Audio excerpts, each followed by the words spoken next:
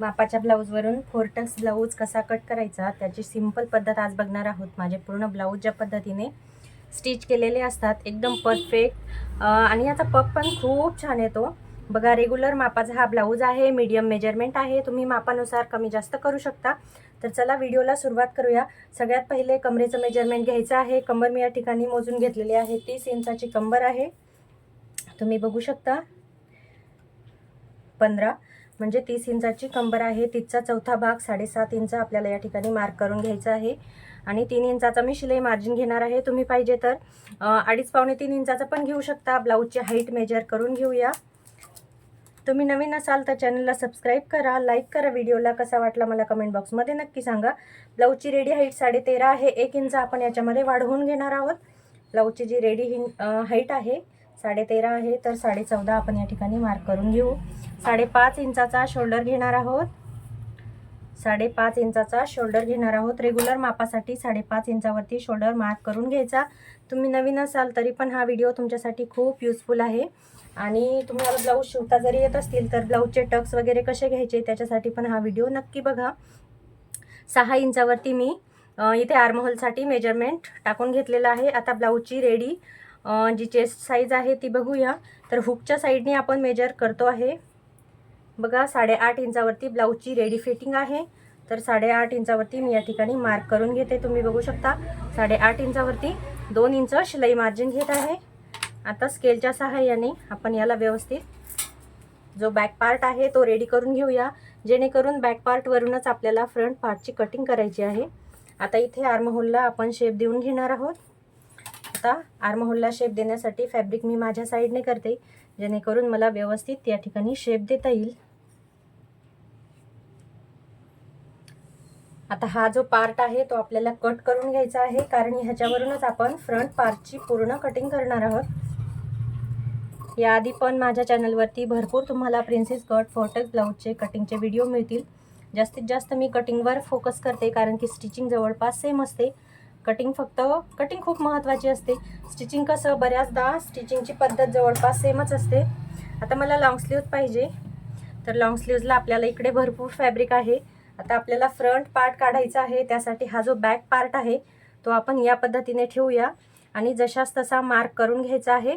पण त्या अगोदर ही जी खालची साईड आहे इथे आपल्याला 1 इंचावरती म्हणजे 1 इंच खाली एक्स्ट्रा सोडायचा आहे।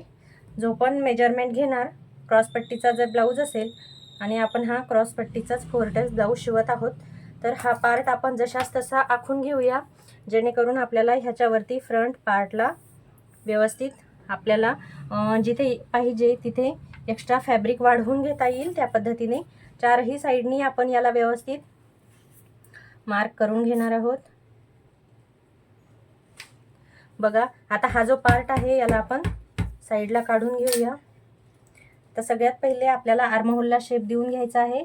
या पद्धतीने अर्धा इंचावरती आर्महोलला शेप देऊन घ्यायचा। क्रॉसपट्टीसाठी खाली आपण 1 इंच वाढवून घेणार आहोत। क्रॉसपट्टीचा ब्लाऊज आहे तर आपल्याला खाली 1 इंच वाढवून घ्यावं लागतं फ्रंट पार्टला। इथे लगेच क्रॉसपट्टीसाठी आपण मेजरमेंट टाकून घेऊया। ब्लाऊजची रेडी क्रॉसपट्टी बघायची आहे किती आहे ते। आता ह्याची जी रेडी क्रॉसपट्टी आहे ती बघू शकता, या ठिकाणी 2.5 इंचावरती आहे, तर इथे 2.5 इंचावरती आपल्याला मार्क करून घ्यायचं आहे या पद्धतीने आणि इकडच्या साईडला 2 इंचावरती। आता सरळ क्रॉसपट्टीचा शेप देऊन घेऊया। क्रॉसपट्टी थोडीशी क्रॉसच असायला पाहिजे। आता फ्रंट साईडला आपण अर्धा इंचावरती हुक आणि आय बटन पट्टीसाठी मार्जिन थोडासा देऊन घेणार आहोत। तुम्ही बघू शकता इथे आपण नेकचं मेजरमेंट टाकूया। ब्लाऊजचा जो नेक आहे तो वरच्या साईडला मी 2.25 वरती रेडी घेणार आहे आणि ब्लाऊजचं जी डीप नेक आहे म्हणजे डीप आहे की रेग्युलर तो आपण मेजर करून घेऊ। या पद्धतीने फ्रंट नेक आपल्याला मेजर करून घ्यायचा आहे। 6.5 इंचाचा फ्रंट नेक या ठिकाणी आहे, तर जेवढा आहे तेवढाच आपल्याला या ठिकाणी घ्यायचा आहे। 6.5 इंचावरती मी मार्क करून घेतलं। 2.5 इंच वर 2.25 आणि खालच्या साईडला 2.5 इंचावरती व्यवस्थित मार्क करून घेतलेला आहे। आता ह्याला आपण गळ्याचा व्यवस्थित शेप देऊन घेऊ। गोलाकारच आकाराचा गळा घ्यायचा आहे, त्यामुळे मी याला व्यवस्थित गोलाकार शेप देऊन घेते। या पद्धतीने. आता इथे पाहिजे तर तुम्ही पंचकोनी किंवा चौकोनी पानगळा जसा पाहिजे तसा शेप देऊ शकता. आता ह्याच्यानंतर आपल्याला टक्स मेजरमेंट टाकून घ्यायचं आहे. या साईडवरून 4 इंचावरती मार्क केला आणि हा जो टक्स आहे 2.25 इंचावरती आपल्याला याची हाईट घ्यायची आहे. या पद्धतीने हा झाला आपला सगळ्यात पहिला टक्स. हा टक्स राहील जवळपास आपला 1 इंचाचा. आता बघा ह्या दोन्हीच्या मध्यभागी आपल्याला दुसरा टक्स टाकून घ्यायचा आहे या पद्धतीने आणि ह्याच्या मध्यभागापेक्षा 1 इंच खाली बघा हा याचा मध्यभाग आहे, तर याच्यापेक्षा 1 इंच खाली आपल्याला इथला जो टक्स आहे तो टाकून घ्यायचा आहे. 4 टक्सचं ब्लाऊजचं हे परफेक्ट मेजरमेंट आहे आणि हा बरोबर आर्महोलमध्ये आपल्याला मिळवून द्यायचा आहे 4 नंबरचा टक्स. आता हे तिन्ही पण जे टक्स आहे ते आपल्याला एकदम छोटे छोटे घेणार आहोत, अर्धा इंचाचे फक्त. या पद्धतीने तिन्ही पण टक्स जे आहेत एकदम छोटे छोटे घ्यायचे आहेत. स्टिच करताना आपल्याला हे टक्स एकदम छोटे छोटे घ्यायचे आहेत या पद्धतीने. फक्त मोठा हा टक्स असेल, हा टक्स जवळपास 1 ते 1.5 इंचापर्यंत तुम्ही घेऊ शकता, बाकीचे अर्धा इंचाचे. आता ह्याची लगेच कटिंग करून घेऊया आणि जो उरलेला फॅब्रिक आहे पलीकडे त्याच्यात आपण स्लीवची कटिंग करून घेणार आहोत. क्रॉस पट्टीचा जर ब्लाऊज असेल तर आपल्याला खाली 1 इंचावरती मेजरमेंट वाढवावे लागते, म्हणून हे 1 इंच वाढवून घेतलेला आहे. हा थोडासा जास्त आहे, तर जो एक्स्ट्राचा फॅब्रिक आहे तो आपण कट करून घेऊया. अजून एक गोष्ट, जर इथे टक्स तुम्ही मोठा घेतला तर या साईडला आपल्याला मेजरमेंट वाढवून घ्यावं लागेल, तर तेवढं फक्त लक्षात ठेवायचं. जर हेवी साईजचा ब्लाऊज असेल तर इथे जवळपास 2 इंचाचा तुम्ही टक्स घेऊ शकता, तर तेव्हा तुम्ही 1 इंच इकडच्या साईडला घेऊ शकता वाढवून.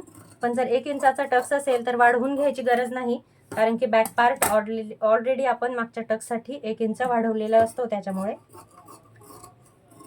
आता जसा आपण याला आकार टाकलेला आहे सेम त्या पद्धतीने इथे कट करून घ्यायचा. तुम्ही बघू शकता किती छान 4 टक्स ब्लाऊजचे जे टक्स आहेत ती किती छान आलेले आहेत. बघा या सेम पद्धतीने तुम्ही कोणत्याही मेजरमेंटची कटिंग करून घेऊ शकता. 4ही ब्लाऊजच्या ज्या टक्सला आहे आपण थोडंसं कट देऊन घेऊ, जेणेकरून आपण ज्यावेळेस स्टिच करू त्यावेळेस आपल्याला लगेच कळेल इथून आपल्याला टक्स टाकायचा आहे. ह्यानी टाईम खूप ॲडजस्ट होऊन जातो. प्रत्येक वेळी टेप आणि कैची असते ती हातात घ्यायला लागत नाही. तुम्ही बघू शकता फ्रंट पार्ट आपला रेडी आहे, बॅक पार्ट पण रेडी आहे. आता जो उरलेला फॅब्रिक आहे त्याच्यामध्ये आपण लॉंग स्लीवची कटिंग करणार आहोत. आता लॉंग स्लीवची कटिंग करण्यासाठी बघा थोडासा याला जॉईन येतो, कारण की आपली जी अस्तरची घडी असते ती थोडीशी कमी असते, तर याला आपण असं 4 फोल्डमध्ये करून घेऊया या पद्धतीने. आता ब्लाऊजची जी आपल्याला स्लीव्ज घ्यायची आहे तिचं मेजरमेंट बघायचं की किती इंचाची आपल्याला स्लीव्ज रेडी घ्यायची आहे. सेम या पद्धतीने ब्लाऊज कटिंग केला ना तर खूप छान परफेक्ट फिटिंगला पण बसेल आणि काहीही प्रॉब्लेम कुठेही येणार नाही. मेजरमेंट बरोबर वाढवून घ्यायचा. 10.25 इंचावरती स्लीव्ज रेडी आहे, तर आपल्याला 1 इंच त्याच्यामध्ये वाढवायचं आहे. तर 10.25 आहे, तर आपण 11.15 पर्यंत याला रेडी घेणार आहोत. दोन्ही पण साईडला आपण 11.15 वरती एक निशाण आखून घेऊ या पद्धतीने. आता 3 इंचावरती आपल्याला स्लीव्ज डाऊन करायची आहे, कारण की लॉंग स्लीव्ज आहे त्याच्यामुळे. चेस्टचा जो भाग आहे त्याच्यामध्ये आपल्याला 1 इंच मायनस करून इथे आर्महोलसाठी शेप द्यायचा आहे स्लीव्जच्या गोलाईसाठी. 8.5 इंचावरती चेस्ट फिटिंग आहे, तर 7.5 इंचावरती मी इथे मेजरमेंट टाकून घेतला आहे. आता याला स्लीव्जला व्यवस्थित आपल्याला राऊंड देऊन घ्यायचा या पद्धतीने. खालच्या साईडची जी फिटिंग आहे ती 5 इंचावरती आहे. 1.5 इंच मी समोरच्या साईडला शिलाई मार्जिन घेणार आहे. तुम्हाला माझी ब्लाऊजची जी कटिंगची पद्धत आहे कशी वाटली मला कमेंट बॉक्समध्ये नक्की सांगा. व्हिडिओ आवडला असेल तर लाईक करा, शेअर करा. चॅनलला अजून सबस्क्राईब केलं नसेल तर नक्की करा. अजून नेक्स्ट व्हिडिओमध्ये कोणत्या ब्लाऊजची कटिंग तुम्हाला पाहिजे नक्की सांगा. बघा या पद्धतीने आपण स्लीवची कटिंग करून घेऊया. चला भेटूया नेक्स्ट व्हिडिओमध्ये. पूर्ण ब्लाऊज आपला रेडी आहे. फक्त 10 मिनिटामध्ये पूर्ण ब्लाऊजची प्रॉपर कटिंग झालेली आहे. तुम्ही बघू शकता फ्रंट पार्ट, बॅक पार्ट आणि स्लीव्ज.